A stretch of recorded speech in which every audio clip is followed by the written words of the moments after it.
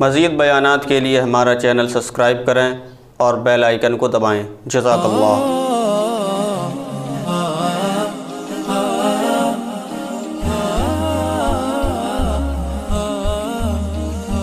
جب نکاح ہو رہا ہوتا ہے جو جتنے لوگ ہوتے ہیں وہ سارے گواہ ہوتے ہیں.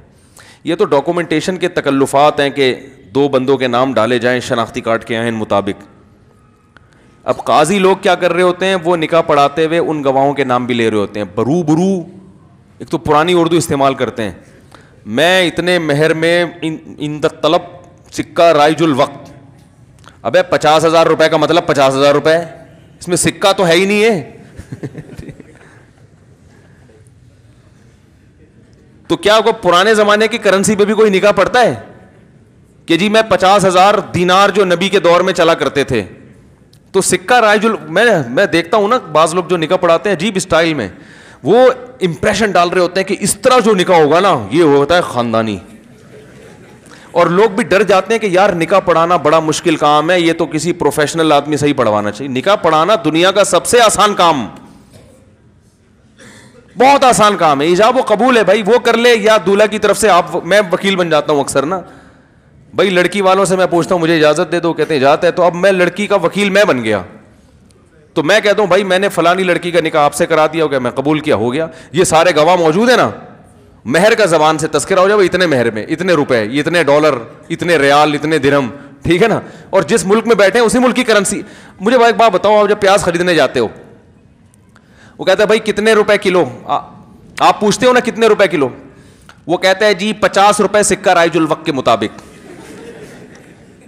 اچھا بھائی ٹماٹر کیسے دے رہا ہے, 60 روپے سکہ رائج الوقت, روبرو گواہان کے.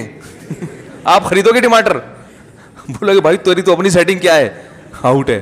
ابے تو سیدھا سیدھا بتا 50 روپے کلو ہے یار, ہم پاکستان میں کراچی میں ہیں تو روپے ہی ہوں گے نا. تو نکاح میں نا عجیب ٹوپی ڈرامے چل رہے ہیں. روبرو, مجھے تو پورے الفاظ بھی یاد نہیں ہوتے, ایسے نکاح پڑھایا جاتا ہے کہ بھائی میں نے فلانی, ایک صاحب تو نکاح پڑھا رہے تھے, لڑکی کا نام لیا انہوں نے, فرض کرے زینب نام تھا لڑکی کا, زینب بنت فلاں, اور اس گھر میں اس نام کی کوئی دوسری لڑکی موجود نہیں ہے. روبرو چشم الدین ول قطب الدین گواہ, اور ایک اور پتہ نہیں کوئی اسی ٹائپ کے سبکتگین لگا لیں آپ, اتنے مشکل مشکل نام. فلانے بن فلانے کے گواہ میں, اور لڑکی کے ولی جناب ذوالقرنین حیدر, کچھ بھی لگا دو, مجھے نہیں پتا کوئی ذوالقرنین حیدر بیٹھے ہوئے ہوں. تو اتنی وہ دولہا بھول ہی گیا کہ ہو کیا رہا ہے. وہ ہوتے ہوتے ہوتے اتنے سارے چکہ رائج الوقت کے مطابق بحق مہر, بحق مہر سکہ رائج الوقت کے مطابق میں نے آپ کے نکاح میں دی, کیا آپ نے قبول کی؟ ابے کیا جج عدالت لگی ہوئی ہے کیا, اس سے قتل اگلوا رہے ہو؟ بھائی تم نے 5 آدمیوں کو قتل کیا, اتنے کیا تم قبول کرتے ہو؟ قاتل کہتے ہیں ہاں میں قبول کرتا. ایسی تجویز کو دولہا ڈر جاتا ہے, بعض دفعہ اس کا موڈ نہیں ہوتا قبول کرنے کا, حقیقت ڈر کے قبول کر لیتا ہے یار یہ کیا ہو گیا. تو وہ اتنا جا کے نا دولہا بھول ہی جاتا ہے کہ ہو کیا رہا ہے یہ, بس اس کو آخر میں پتا ہوتا ہے میں نے کیا بولنا ہے, قبول ہے. پھر 3 دفعہ قبولواتے ہیں, پوری گردان کر کے نا, پھر دوبارہ سے بسم اللہ, پھر دوبارہ سے سٹارٹ کریں گے. سکہ راج الوقت بحق مہر بعوض, بعوض یہ بھی ایک لفظ آتا ہے درمیان میں, بعوض. بھائی جب ٹماٹر خریدتے ہو تو یہ کہتے ہو یہ ٹماٹر کتنے روپے کلو بعوض کے دیے ہیں آپ نے, بھائی کتنے کا دے گا یہ بتا, بولتے ہیں نا. تو نکاح بھی آسان ہے بھائی, فلانی خاتون کا میں نے اتنے مہر میں آپ سے نکاح کر دیا, بھائی قبول ہے, آپ بولو ہاں بھائی قبول ہے, ختم. وہ ہے نا ایک لکھنؤ کا آیا, لکھنؤ کے لوگ بڑے اردو خاندانی ہوتی ہے نا, وہ آیا کراچی میں یا کہیں پنجاب میں گیا, پنجاب میں, تو وہاں کیلے بک رہے تھے. کہتے ہیں آپ کیلے عددن دیتے ہیں یا وزنن, یعنی وزن کے ذریعے دیتے ہیں تول کے, یا یہاں عدد گن کے دیے جاتے ہیں. تو بھائی جان اب سبزی والے سے پوچھ رہا ہے, وہ پھل والے سے, ریڑھی والے سے, لکھنؤ کا, کہہ رہے آپ کے ہاں کیلے عددن بکتے ہیں یا وزنن.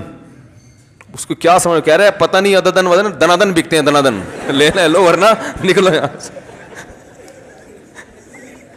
کہہ رہے ہمارے ہاں کیلا 3-4 دفعہ اس نے پوچھا نا, وہ سبزی والا منہ دیکھ رہا ہے اس لکھنؤ والے کا, بھائی تو بول کیا رہا ہے؟ وہ کہہ رہا ہے بھائی میں آپ سے پوچھ رہا ہوں آپ کے یہاں کیلے عددن بکتے ہیں یا وزنن؟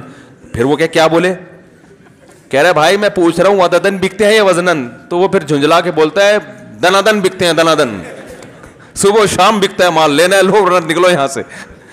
تو ایسے ہی نکاح ایسا ٹیکنیکل طریقے سے پڑھایا جاتا ہے, بحق مہر, پتہ نہیں اور بھی کچھ الفاظ ہیں مجھے تو یاد ہی نہیں ہوتے. تو نکاح پڑھانا دنیا کا آسان ترین کام ہے. ہاں سوال پیدا ہوتا ہے اب اتنا آسان ہے تو پھر مولوی صاحب سے کیوں پڑھواتے ہیں لوگ, فلاں سے جو ہے وہ خود ہی پڑھ لے. تو ایک کام تمیز سے اچھا لگتا ہے, خطبہ بھی ہوتا ہے اس سے پہلے. تو علماء نے لکھا ہے کہ نکاح کسی نیک آدمی سے پڑھوانا چاہیے جس کو آپ نیک سمجھتے ہوں. ضروری نہیں کہ ہم نیک ہوں, لیکن جس کو آپ نیک سمجھتے ہوں. تو اسی طرح مساجد کے ائمہ کرام ہیں, علماء ہیں, بزرگان دین ہیں. رسول اللہ صلی اللہ علیہ وسلم نکاح پڑھانے سے پہلے خطبہ پڑھا کرتے تھے. تو خطبہ چونکہ علماء زیادہ اچھی طریقے سے پڑھ لیتے ہیں, لیکن خطبہ بھی ضروری نہیں ہے. نکاح تو ایجاب و قبول کا نام ہے, گواہوں کی موجودگی میں ایجاب و قبول بس ختم. تو خطبہ پڑھنا افضل ہے, سنت ہے. کیوں افضل ہے؟ اس کی بڑی وجہ ہے کہ خطبہ جمعے کی نماز سے پہلے ہوتا ہے, عید کی نماز سے پہلے ہوتا ہے. تو بڑی عبادتوں سے پہلے, حج میں خطبہ اللہ نے رکھا ہے نا, حج میں خطبہ ہوتا ہے. تو نکاح سے پہلے خطبہ رکھ کے شریعت نے یہ بتا دیا کہ حج, عید, جمعے کی نماز کی طرح بھی یہ عمل بھی مقدس عبادت ہے. سمجھ رہے ہو کہ نہیں سمجھ رہے؟ تو اس لیے کر لیا کرو یہ والی عبادت, اس کو ایک مقدس رنگ ڈالنے کے لیے کہ یہ کوئی خواہشات نفسانیہ کا نام نہیں ہے, یہ محض ایک انٹرٹینمنٹ نہیں ہے. یہ کیا ہے؟ ایک اسلام میں نکاح کرنا ایک مقدس عمل ہے, مقدس عبادت ہے. تو عبادت سمجھ کے کیا کرو یہ کام, اور کیا بھی کرو, کیونکہ عبادت کرنے کی چیز ہے, بچنے کی چیز نہیں ہے. سمجھ رہے ہیں کہ نہیں سمجھ رہے؟ مفتی طارق مسعود صاحب کے شارٹ کلپ بیانات کے لیے ہمارا چینل سبسکرائب کریں اور بیل آئیکن کو دبائیں. جزاک اللہ.